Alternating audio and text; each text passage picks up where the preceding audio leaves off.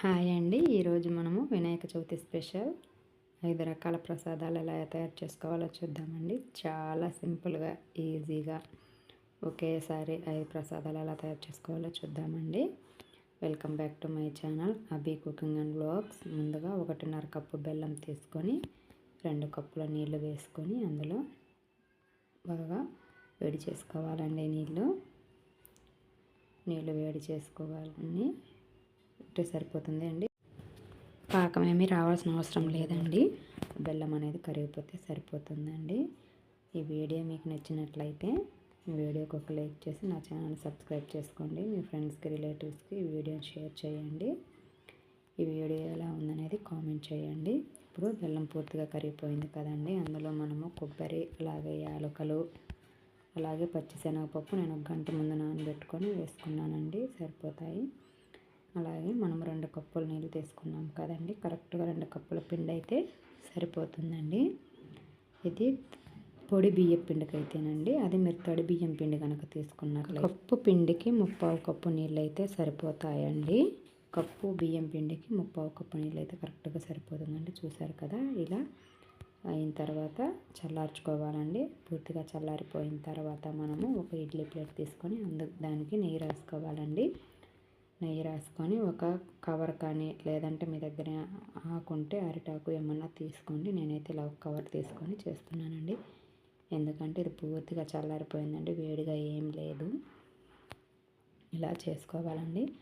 పలచగా ఒక చపాతీలాగా చేసుకోవాలండి. మరి పలచగా ఏం చేసుకోవద్దు. అలాగని కొంచెం మందంగా చేసుకొని ఇలా ఒత్తుకుంటే మనకి ఏమంటే కజ్జికాయ షేప్ వస్తుంది కదండి. అలా వచ్చిన తర్వాత ఒక ఫోర్క్ తీసుకొని ఇలా దానిపైన అలా ప్రెస్ చేసుకున్నారంటే ఒక ఆక్ షేప్ వస్తుందండి. డిజైన్ వస్తుంది.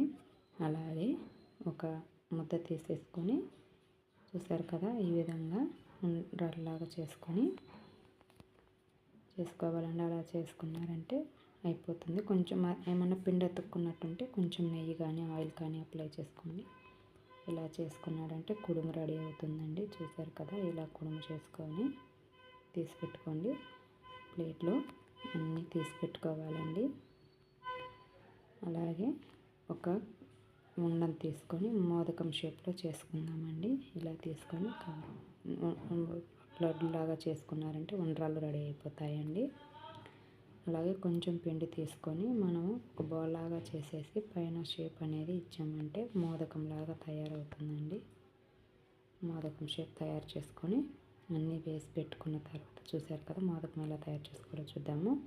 ఇలా తీసుకొని అలా పైన అలా అన్నామంటే మోదకం షేప్ వచ్చేస్తుందండి. దానికి ఫోర్క్ తీసుకొని చూసారు కదా. ఇంకా షేప్ ఇచ్చుకోవాలండి. ఇచ్చుకున్న తర్వాత దానికి ఒక ఫోర్క్ తీసుకొని అలా చుట్టూ అలా ప్రెస్ చేసామంటే మోదకం షేప్ వచ్చేస్తుందండి. చూసారు కదా. మోదకం షేప్ వచ్చేసింది. ఇలా అన్నీ రెడీ చేసి పెట్టుకోవాలండి. అన్నీ రెడీ చేసి పెట్టుకున్న తర్వాత ఇలా మనము కుక్కర్ ఇడ్లీ పాత్ర ఉంటుంది కదండి. నీళ్ళు వేసుకొని వేడి చేసుకోవాలి. నీళ్ళు ఇలా కాగుతున్నప్పుడు మనం రెడీ చేసుకున్న ప్లేట్ పెట్టుకోండి. ఒక 2 ప్లేట్లలో సర్దుకోండి. అన్నీ ఒక ప్లేట్లో పెట్టుకుంటే అంటుకునేలా వస్తాయి. చూసారు కదా. ఇలా పెట్టేసుకొని అన్నీ ఒక 10 మినిట్స్ ఉడికించుకోండి. 10 మినిట్స్ తర్వాత మస్తు చూద్దామండి. చూసారు కదా ఎంత బాగా ఉడికిపోయాయో. ఒక 2 మినిట్స్ ఉంచేసి దించేసుకోండి. చాలా చాలా టేస్టీగా ఉండే కుడుములు రెడీ అవుతాయండి. దేవుడికి నైవేద్యంగా పెట్టుకోండి. సర్వ్ చేసుకోండి.